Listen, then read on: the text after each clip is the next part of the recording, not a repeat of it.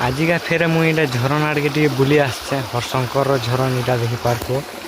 ଏଇଟା ଯେନ୍ ଆସିছে ଏଇଟା ହରଶଙ୍କର ଆଡ଼େ ହିଁ ଆସିছে। ଏଇଟା ଇଆଡ଼େ ଯାଉଛି ଦେଖ।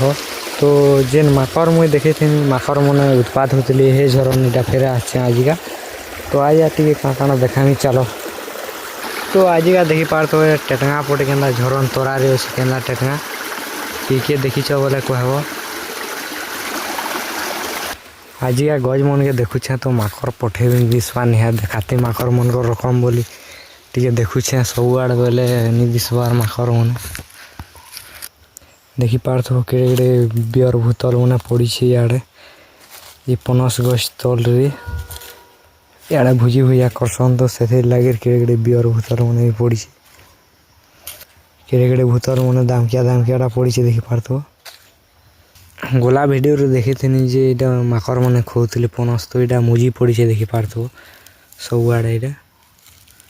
ତ ଏଇ ମୁଜିକି ଏଇଟା ପୁଡ଼େଇ କରି ଖାଇବ ବୋଲେ ଭଲ ଲାଗ୍ସି।